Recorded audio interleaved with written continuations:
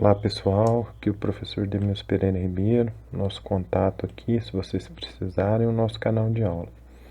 Pessoal, vamos continuar aqui a nossa disciplina então de avaliação escolar. Nós estamos aqui na sequência, na aula de número 8 do nosso cronograma. Aí nessa aula nós vamos começar a trabalhar um pouquinho a avaliação na atualidade. Essa é a primeira parte, então na aula de número 9, seguindo o nosso cronograma, vou trabalhar a segunda parte. Bom, para uma breve introdução, a primeira coisa que eu quero lembrar vocês é que nós estamos aqui numa construção de uma linha de raciocínio a respeito da importância da avaliação. Seus conceitos, que nós já vimos que a avaliação tem conceitos bem variados, né? Especialmente os diferentes olhares dos teóricos, dos pedagogos que estudam a avaliação, articulados com as nossas experiências, vivenciados tanto aqui no curso de pedagogia, quanto no campo de estágio, quanto depois enquanto profissionais da educação. Então nós destacamos aqui a sala de aula, sem dúvida nenhuma, como nosso espaço de desenvolvimento, mas também as pesquisas bibliográficas, que eu cito constantemente aqui com vocês, os autores. A compreensão desses diferentes conceitos de avaliação vai influenciar muito depois na formação continuada de cada um de vocês. Com base nessas vivências, pessoal, especialmente nos diferentes períodos, né, enquanto aluno no curso de pedagogia e depois enquanto professores e professoras também em sala de aula, vão contribuir muito para que vocês tenham uma visão bem mais ampla de instrumentos avaliativos diferenciados. E isso vai agregar muito nas experiências pedagógicas de cada um de. Bom, então nós já estudamos o panorama histórico da avaliação, não é? Mas é sempre importante salientar que, quando nós falamos do panorama histórico da avaliação, nós destacamos que o conceito de avaliação é um conceito evolutivo, ou seja, um conceito que vem evoluindo ao longo dos séculos.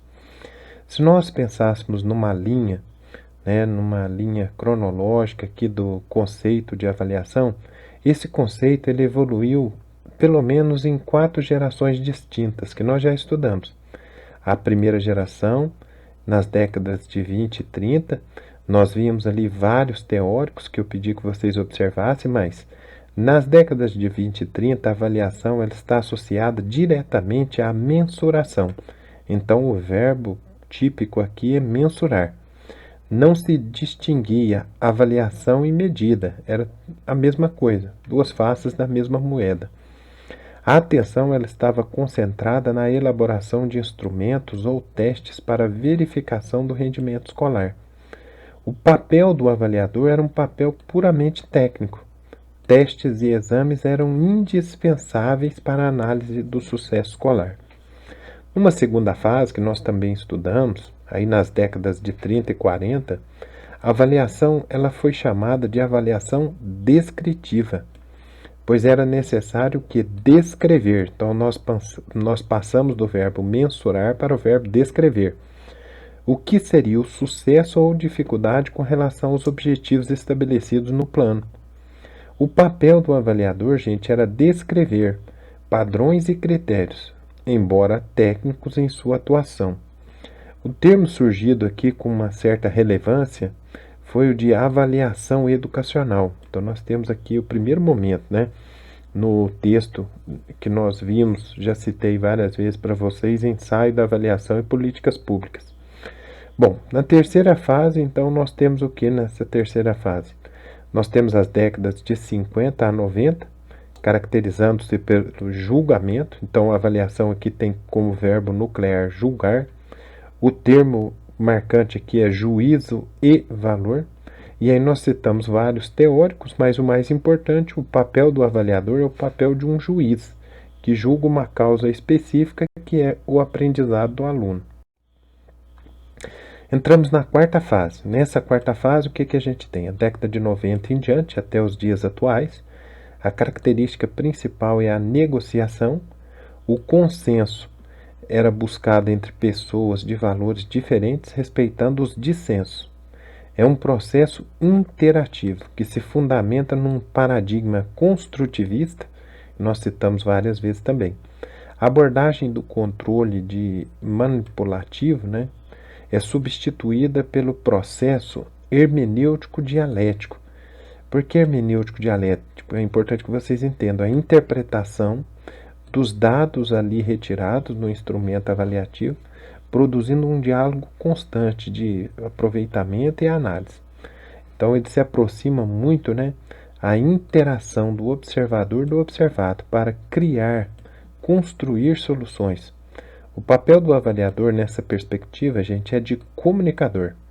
A flexibilidade é a marca principal, né? Então essa concepção é uma concepção que nós chamamos de concepção responsiva construtivista.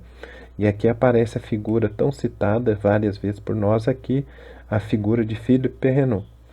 Bom, então o que nós temos que enfatizar aqui? Nós temos que enfatizar que nenhuma atividade humana pode prescindir de um sistema de controle. É evidente que a avaliação ela está inserida nesse objetivo, né, que é o sistema de controle, que ele vai garantir o quê? Atingir e manter o nível adequado, o nível desejado de qualidade. Existem fatores internos e externos às organizações, constituídos especialmente pela pressão da sociedade, e a escola é uma dessas instituições pressionadas pela sociedade. A avaliação, então, também incorpora mitos e armadilhas, conforme citamos acima, né? Especialmente no que se refere ao quê? Primeiro, a avaliação dos sistemas escolares, um valor proclamado na comunidade educacional. Então, avaliar aqui se torna um valor necessário. Segundo aspecto postulado aqui muito importante é o seguinte: a avaliação é basicamente julgamento. Terceiro postulado fundamental: a avaliação ela não se confunde com o ato e o processo de medir um atributo. Portanto, nós temos aqui um mito, que é o quê? É uma criação falsa da mente enganadora. E a armadilha são os artifícios postos no caminho de alguém para capturá-lo. Começando a respeito aqui da avaliação novamente, o que eu tenho constantemente falado para vocês? Para ampliar o nosso olhar com relação aos conceitos, diferentes olhares de teóricos muito renomados. Aqui nós temos, segundo Kramer, o fato de que a avaliação vem do latim e significa valor. Então veja que nós estamos tendo aqui como elemento central da avaliação a ideia de valor, ou mérito ao objeto em pesquisa, junção do ato de avaliar ao de medir os conhecimentos adquiridos pelo indivíduo. É um instrumento valioso e indispensável no sistema escolar, podendo descrever os conhecimentos, as atitudes, as aptidões que os alunos apropriam. Sendo assim, o que nós temos que pensar em relação à avaliação? Bom, a avaliação notadamente revela os objetivos de ensino a serem atingidos num determinado ponto do curso e também as dificuldades no processo de ensino-aprendizagem. Citando Lucchesi, que é nosso grande referencial aqui, a avaliação, gente, nesses casos específicos, ela atesta a possibilidade efetiva de desenvolvimento de pesquisa de vários tipos, até da mais rigorosa pesquisa acadêmica, mesmo nas nossas escolas que nós tanto discutimos.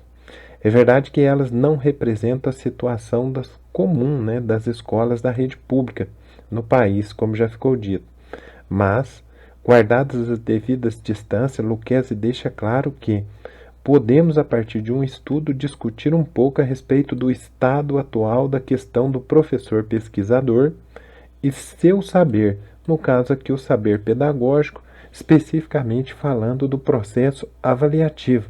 Então, qual a percepção do professor, né, enquanto também sujeito do processo avaliativo? Percebe-se então, gente, que o ato de avaliar é amplo e não se restringe a um único objetivo, ele vai além da medida, posicionando-se favorável ou desfavorável à ação avaliada, propiciando especialmente o que? Uma tomada de decisão. Sob a ótica também de Santana, nós temos que observar que a avaliação, que é a nossa palavra-chave nesse momento, é definida como um processo, é a palavra mais importante aqui, pelo qual se procura identificar, aferir, investigar e analisar as modificações do comportamento e rendimento do aluno, educador do sistema, confirmando se a construção do conhecimento se processou, seja teórico, e aí nós estamos falando de aspecto mental, ou prático, e aí nós estamos falando de aspectos procedimentais. Partindo desse pressuposto aqui, gente, a avaliação não consiste em só avaliar o aluno, mas o contexto escolar na sua totalidade, permitindo um diagnóstico, e aí lembrem que nós já falamos um pouquinho a respeito do conceito de avaliação diagnóstica, e ainda vamos aprofundar muito a respeito disso, diagnóstico para sanar as dificuldades do processo de aprendizagem, no sentido teórico, que nós acabamos de falar, mental, ou no sentido prático, procedimental. A avaliação na concepção de Botti, que eu também coloquei na nossa referência, vem atrelada ao processo. Veja que a palavra é sempre fundamental, é o processo avaliativo, onde se direciona a qualidade do desempenho sobre a qualidade de atividades propostas, tanto para o aluno quanto para o professor, os dois sujeitos do processo ensino-aprendizagem, ficando em um processo comparativo. Então, eu vou comparar as atitudes do professor que ensina, as atitudes do aluno, que é aquele que aprende. Porém, na visão de Botti, o foco principal é a qualidade do ensino, ultrapassando os limites da verificação, que estariam exclusivamente preocupados com a qualidade da aprendizagem. Segundo Pedro Demo, gente, que é outro teórico muito fundamental para a nossa construção aqui do nosso referencial teórico, refletir é também avaliar. Avaliar é também planejar, estabelecer objetivos e assim sucessivamente. Daí, segundo esse pensamento de Demo, nós temos alguns aspectos que nós temos que observar, que são os critérios de avaliação, que condicionam seus resultados estejam sempre subordinados a finalidades e objetivos previamente estabelecidos para qualquer prática, seja ela uma prática educativa, social, política ou qualquer outra prática humana, ok? Observa-se então, por meio dessa afirmação de Demo, que avaliar demanda refletir, planejar, atingir objetivos, tendo como propósito o entendimento de que o ato avaliativo articula-se com o processo educativo, com o processo social de vivência, com o processo político.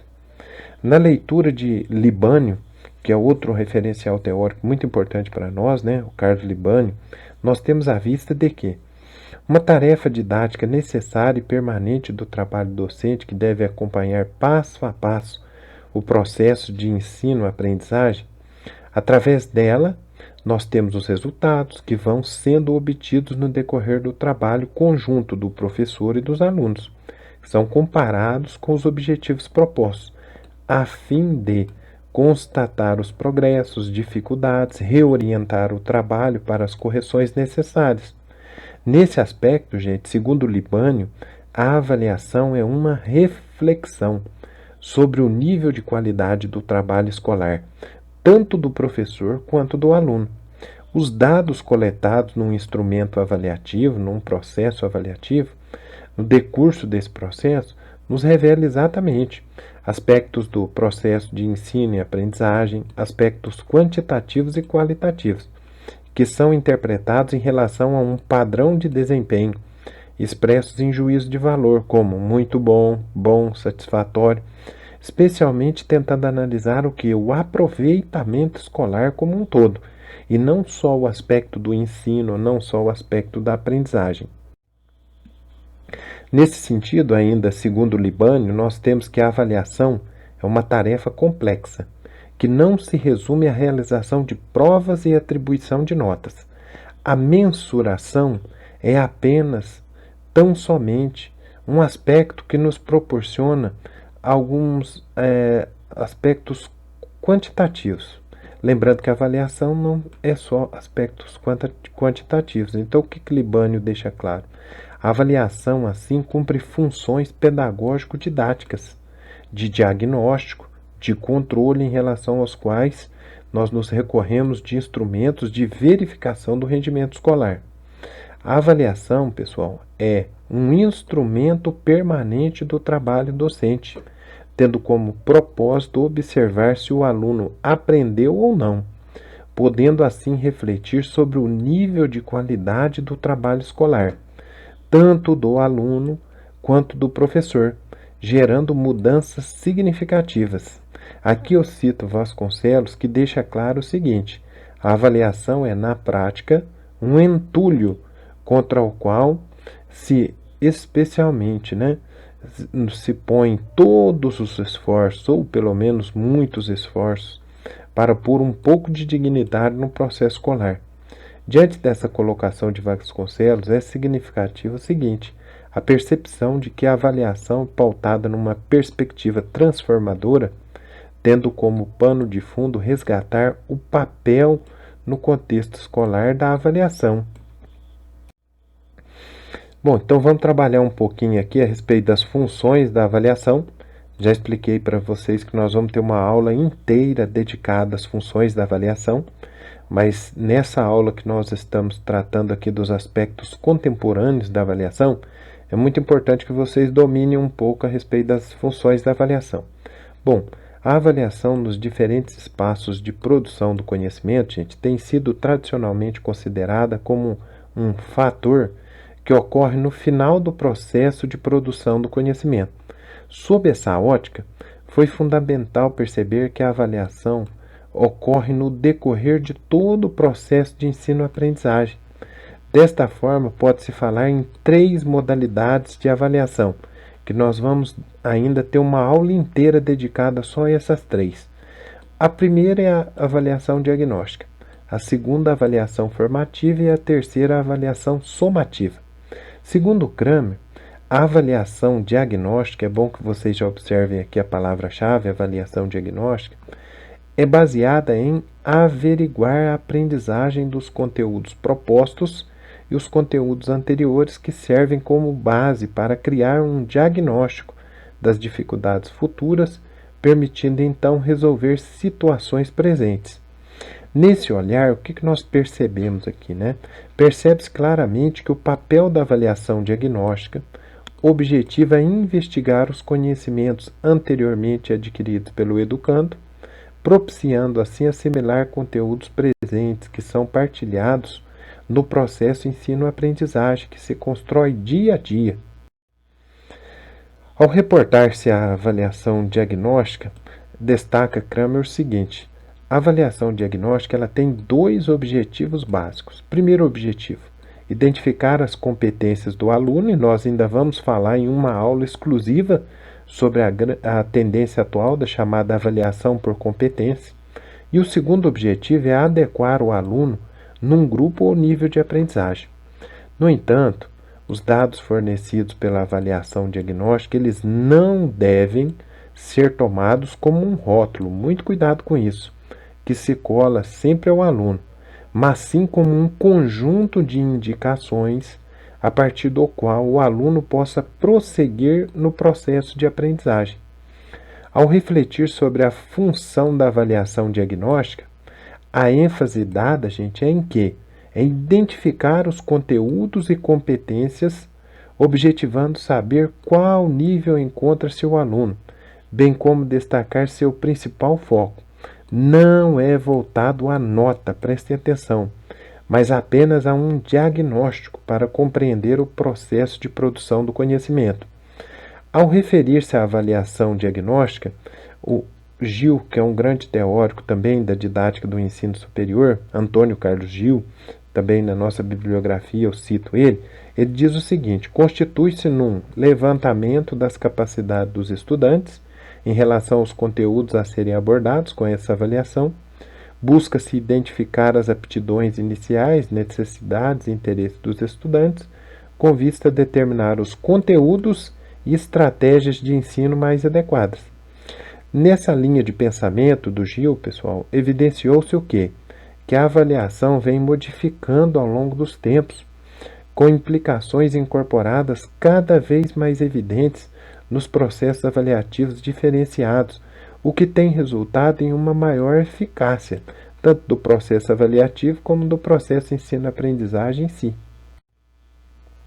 No que tange, então, à avaliação formativa, que é o nosso novo conceito, ela visa mostrar que o professor, tanto o professor e o aluno, no seu desempenho no processo de ensino-aprendizagem, no decorrer das atividades. Então, oportuniza também localizar as dificuldades encontradas no processo de assimilação e de produção do conhecimento, possibilitando ao professor a correção e a recuperação dos rumos desenhados no plano. Na visão que nós apontamos aqui agora, a avaliação formativa é o quê? É a forma de avaliação em que a preocupação central reside em coletar dados para a orientação do processo de ensino-aprendizagem. Trata-se, na verdade, aqui usa-se uma metáfora, uma bússola orientadora do processo de ensino-aprendizagem. Portanto, a avaliação formativa não deve, assim, exprimir-se através de uma nota, mas sim por meio de comentários. Nessa perspectiva da autora aqui apresentada, gente, a importância da avaliação formativa, sendo um instrumento de coleta de dados, pode assim reorganizar o processo de ensino-aprendizagem. Então, a avaliação formativa consiste no que, gente? Consiste na prática da avaliação continuada, realizada durante o processo de ensino-aprendizagem, com a finalidade de melhorar as aprendizagens em curso, por meio de um processo de regulação permanente. Professores e alunos estão empenhados em verificar o que se sabe, como se aprende o que não se sabe, para indicar os passos a seguir, o que favorece o desenvolvimento pelo aluno da prática do aprender a aprender.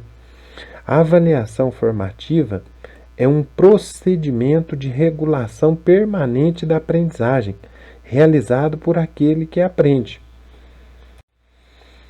Partindo dessa concepção da avaliação formativa que nós estamos discutindo, nós podemos destacar aqui, então, que a avaliação formativa nos remete a um processo contínuo, onde o ponto de partida é critério de transformar a avaliação em um instrumento que evolui e pode ser melhorado com o tempo, a saber, especialmente no aspecto aprender a aprender, que é o domínio da própria capacidade de aprendizagem. Outro enfoque a ser referendado aqui, gente, é a definição proposta por Gil no que se refere à avaliação formativa. O que Gil diz a respeito da avaliação formativa? Diz que a avaliação formativa ela tem a finalidade de propiciar informações acerca do desenvolvimento do processo de ensino e aprendizagem, para que o professor possa ajustá-lo às características dos estudantes a que se dirige. Suas funções são as de orientar, apoiar, reforçar e corrigir. Estas colaborações feitas por Gil ampliam muito as perspectivas que nós temos de entendimento e definição da avaliação formativa. Contribui especificamente para o entendimento de que é uma avaliação sem finalidade seletiva, agregada ao processo de formação, visando aos docentes e aos discentes redefinir as prioridades e os ajustes das estratégias empregadas. Agora, citando o Kramer, o que é que nós temos que analisar? Segundo Kramer, a avaliação somativa detecta um nível de rendimento realizando um balanço geral no final de um período de aprendizagem, podendo classificar de acordo com o nível de aprendizagem. Por outro lado, citando outras autoras renomadas, nós destacamos o quê? Que elas deixam claro que a avaliação somativa manifesta-se nas propostas de abordagem tradicional, em que a condução do ensino está centrada no professor. Baseia-se na verificação do desempenho dos alunos perante os objetivos de ensino estabelecidos no planejamento.